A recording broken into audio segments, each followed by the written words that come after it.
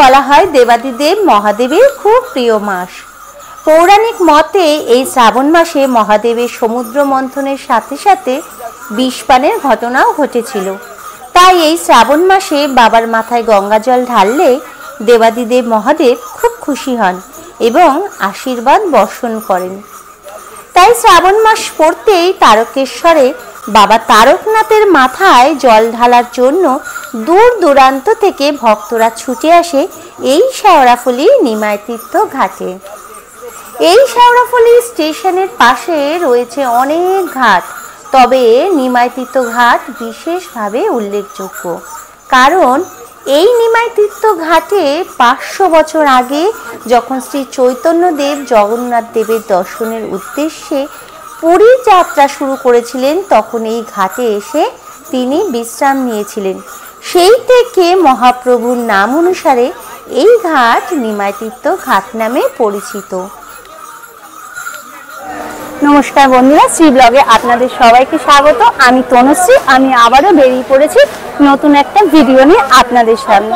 আমি আজকে সবার প্রথমে চলে এসেছি শেওড়াফুলি স্টেশনে, আর এই শেওড়াফুলি স্টেশন থেকে আমি চলে যাব 10 থেকে 12 মিনিট পায়ে হেঁটে নিমাইতীর্থ ঘাটে। সেখানে গিয়ে আপনাদের সবটা বলছি। চলুন তাহলে যাওয়া যাক নিমাইতীর্থ ঘাটে। সেখানে গিয়ে আবার আপনাদের সাথে কথা হচ্ছে। আমি চলে এসেছি একদম নিমাইতীর্থ ঘাটে, আর এই নিমাইতীর্থ ঘাট থেকে আমি কিন্তু সোজা চলে যাব তারকেশ্বর বাবার বাড়ির উদ্দেশ্যে। আমি কিন্তু শুধু একা যাব না, এই সকল লক্ষ লক্ষ ভক্তরাও কিন্তু আমার সাথে আজকে যাবে। আর কিভাবে যাব এই রাস্তাটা, তার নিমাইতীর্থ ঘাট থেকে তারকেশ্বর পর্যন্ত এই যে পুরোটা জার্নি পায়ে হেঁটে কিভাবে সকল ভক্তরা বাবার বাড়িতে যাবে, সেটাই কিন্তু আজকে থাকবে আমার এই ভিডিওতে। কোথায় তারা গিয়ে বিশ্রাম নেবে, কি খাবে, পুরোটাই কিন্তু থাকবে আমার এই ভিডিওতে। তাহলে এই ভিডিওতে স্কিপ না করে পুরোটা দেখার কিন্তু অনুরোধ রইল। তাহলে চলুন যাওয়া যাক বাবার বাড়ির উদ্দেশ্যে।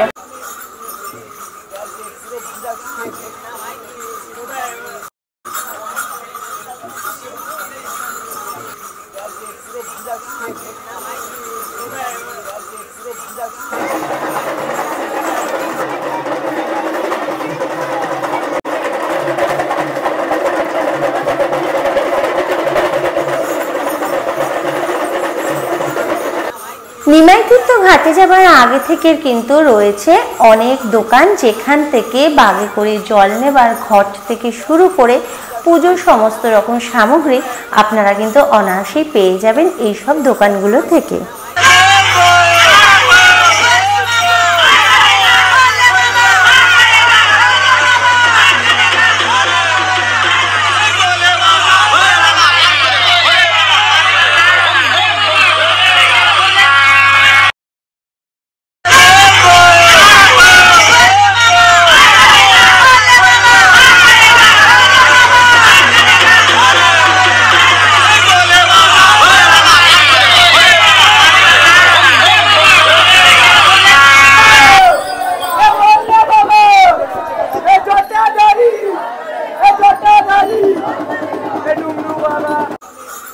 নিমাইতীর্থ ঘাট থেকে আমরা বেরিয়ে পড়েছি বাবা তারকনাথ মন্দিরের উদ্দেশ্যে।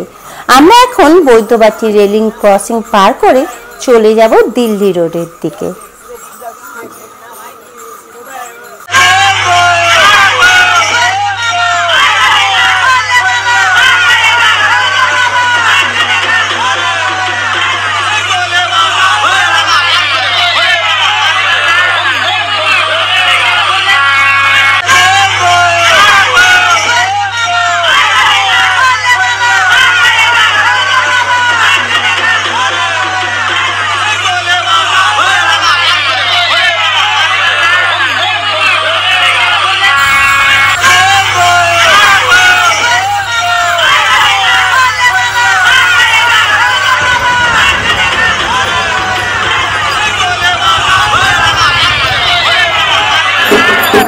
নিমাইতীর্থ ঘাট থেকে কিন্তু অনেকটা পথ অতিক্রম করে চলে এসেছি ডাকাতকালী মায়ের মন্দিরে।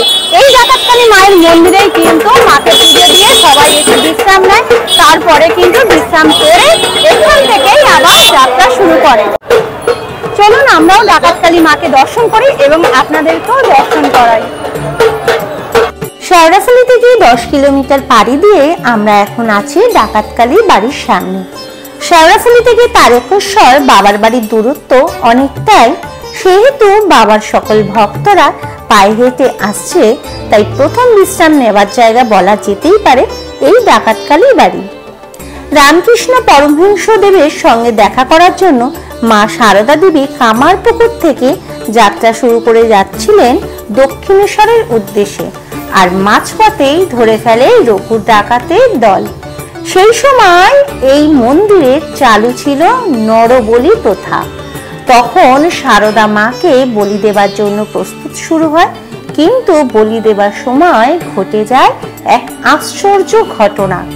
ডাকাতের দল মা সারদাকে মা কালী রূপে দেখতে পান এবং তারপর মাকে সসম্মানে পৌঁছে দেওয়া হয় দক্ষিণেশ্বরে।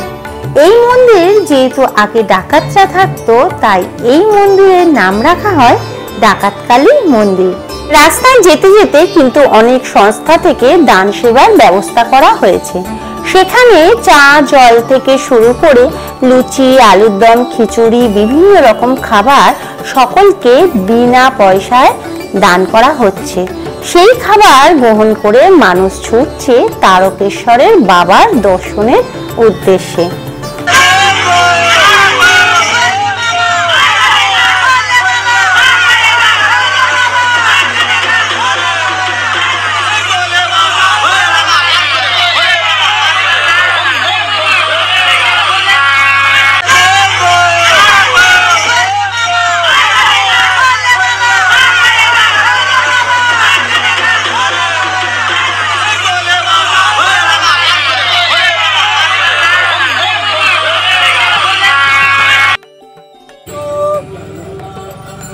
ডাকাতকালী মন্দির থেকে 21 কিলোমিটার রাস্তা পার করে আমরা সোজা চলে এসেছি কাশী বিশ্বনাথ মন্দিরে। বাবার সকল ভক্তরা এই মন্দিরে এসে বাবাকে দর্শন করে জল ঢেলে কিন্তু বিশ্রাম নেয়, তারপর কিন্তু আবার রওনা দেয় তারকেশ্বর বাবার মন্দিরের উদ্দেশ্যে।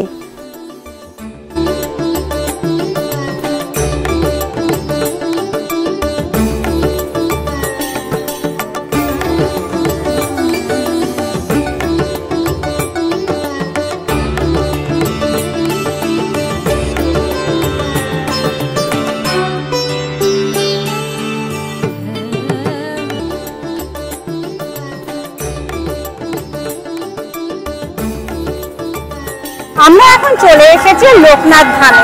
তো চলুন ভেতরে যাওয়া যাক। লোকনাথ ধামের ভেতরে গিয়ে আমরা দর্শন করি ভোলেনাথ বাবাকে।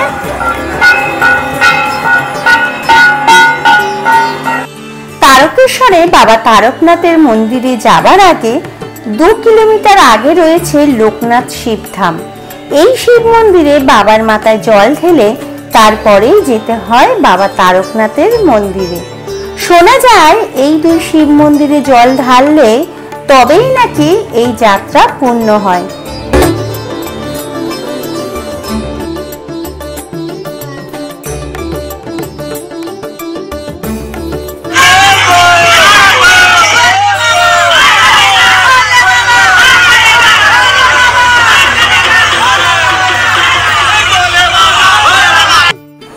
অবশেষে আমরা চলে এসেছি তারকেশ্বর বাবার বাড়ি, কিন্তু আমাদের কিন্তু অপেক্ষার এখনো শেষ হয়নি। কারণ হচ্ছে মন্দিরের গেট কিন্তু এখন পুরোপুরি বন্ধ। মন্দিরের গেট খুলবে ভোর 4টের সময়, মন্দিরের দরজা খুলবে 4টের সময়, আর তখনই কিন্তু আমরা বাবার দর্শন পাবো। আর সে তখনই কিন্তু আমরা যে এতটা রাস্তা জার্নি করে আসলাম সেটার কিন্তু সমাপ্তি ঘটবে তখনই বাবাকে দর্শন করার পর।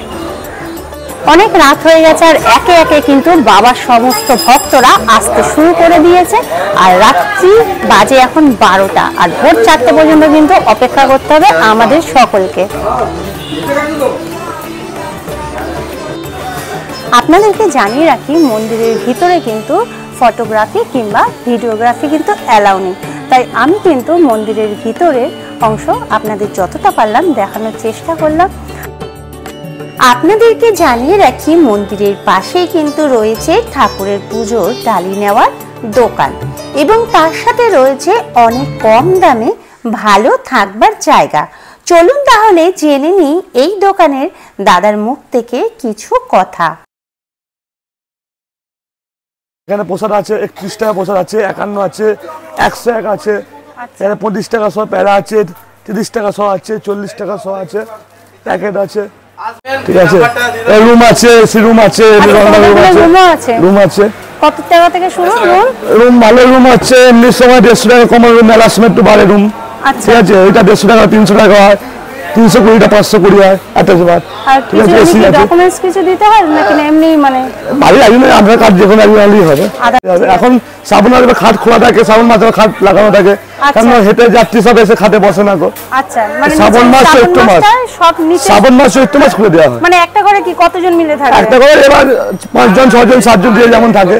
আচ্ছা, দুজন আসলে তখন সেক্ষেত্রে দুজনে ডকুমেন্টস নিয়ে আসা ভালো। থানা থেকে একটু চাপ আছে, দুজনে ডকুমেন্টস তো লাগে না, তখন কি খাট দেওয়া হয়? হ্যাঁ, তো খাট দেওয়া লাগে। আচ্ছা আচ্ছা, দাদা তোমার নামটা একটু বলে দাও। মৃত্যুঞ্জয় ভবন, দোকানের নাম তারক মোদক, 7585862299 মোবাইল নাম্বার। আচ্ছা, আপনাদের যদি এই ভিডিওটা ভালো লেগে থাকে তাহলে লাইক, শেয়ার, কমেন্ট এবং সাবস্ক্রাইব কিন্তু অবশ্যই করবেন। তো আজকের মতো ভিডিওটা কিন্তু আমি এখানেই শেষ করব। আপনারা সবাই সুস্থ থাকবেন, ভালো থাকবেন। আজকের মতো টাটা।